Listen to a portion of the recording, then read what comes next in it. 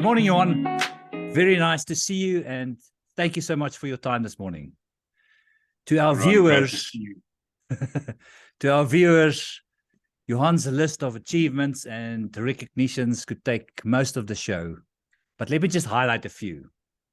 So Johan is the winner of the 2019 Best AI and Robotics Consultant by Wealth and Finance magazine.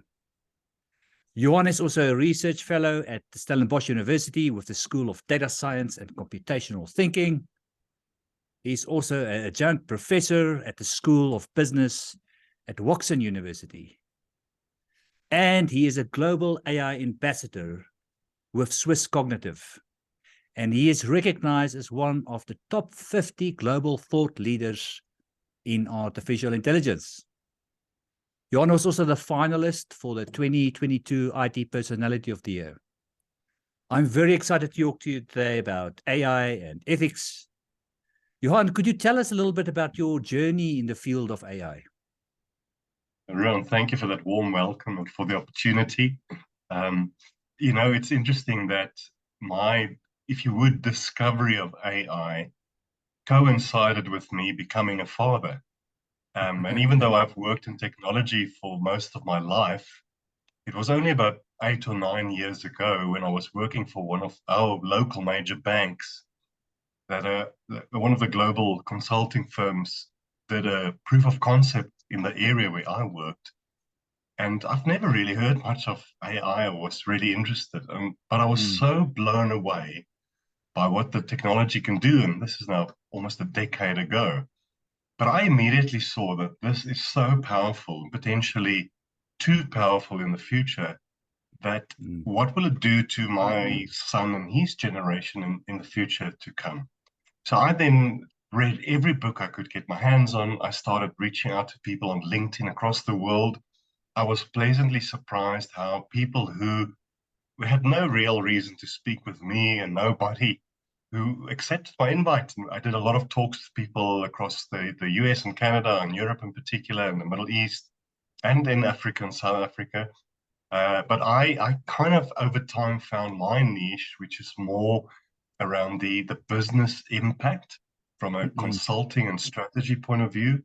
But my biggest passion, and again as a father, is the societal impact when we think about the future. So that's what keeps me up at night. I'm not a naysayer. I don't want to spread negative news. I mean, this technology is exciting. The potential impact on fields like education and healthcare is amazing.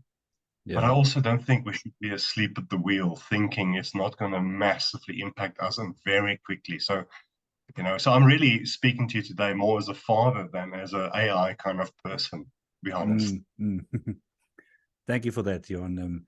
I think the societal impact, and I guess that's where ethics starts to play a role as well, because there's a big ethical component to the bigger good for humankind. So, and I think this is where we need to be vigilant of what AI can introduce, which we might not have previously been aware of. So in the last few years, there's been a lot of examples of artificial intelligence going wrong, specifically from a sort of bias and a discrimination perspective. Looking at some examples of AI algorithms that's biased in its hiring or in loan applications, even image generation and face recognition. I saw this one example of this smart home device, which uses AI to recognize the owner and then unlocks the door. But on this particular day, this person wore a T-shirt with the face of, I think it was Batman on it, and the AI refused to open the door for him. So if we first try to understand what AI and ethics is, how would you explain the importance of ethics in AI to somebody outside the field? It's a good question, Ron, because firstly, AI-related technology, because AI is really a kind of an umbrella word or an umbrella concept for a lot of different kind of technologies. Almost a better way to talk about it is smart technology thinking, or cognitive technologies, automation kind of technologies.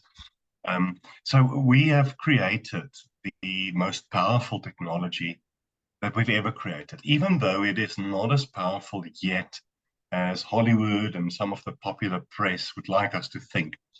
The challenge is that it's becoming exponentially more powerful every few weeks. So thinking machines, cognitive machines, automated decisioning systems, and the like. But technology has often reflected our societal biases, especially from a gender point of view and from an ethnicity or race point of view.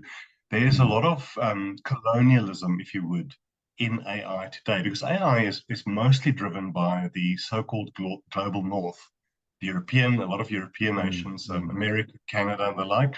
And yes, countries in the Middle East and China in particular are playing an increasingly big role. But you mentioned image generation. You know, if you use OpenAI's DALL-E as an example, which is an amazing platform and is one of many that can take text prompts and create images. But if you ask it to draw a picture or a painting in the style of Van Gogh of a leadership team, most of the results will reflect Caucasian men. If you ask it to draw a picture of what was traditionally seen as a female role, maybe caregiving, nursing, etc., it will be of females, and then in that case, often of non-Caucasian females. Because the internet is, everyone who's been on the internet hopefully will know how much nonsense is on there.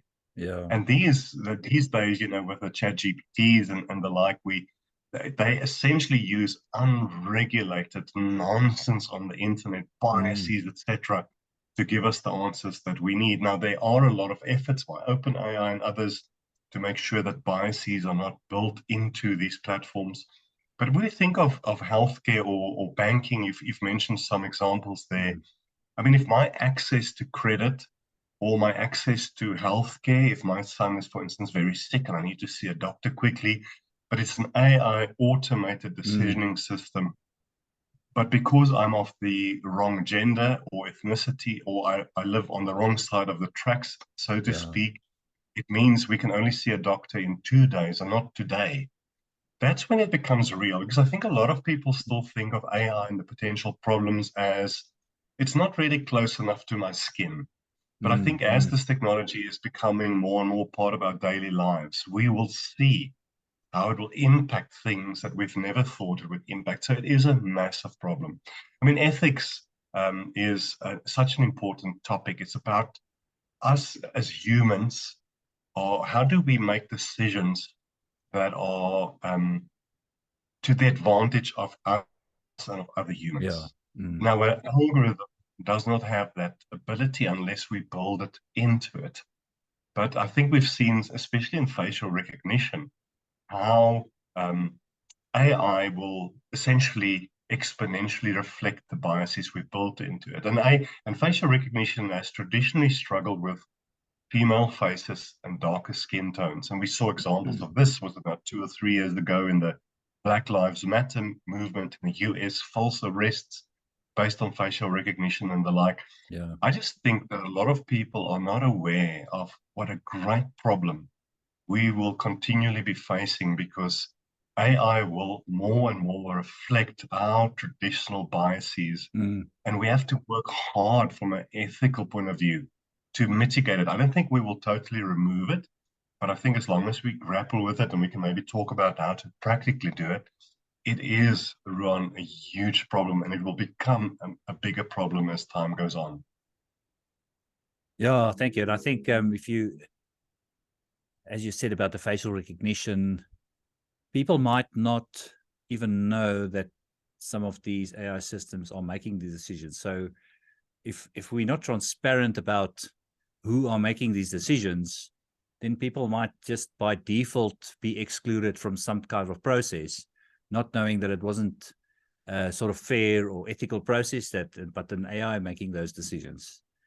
So I do think there's quite a lot of awareness that's still needed in the general public, not even the practitioners.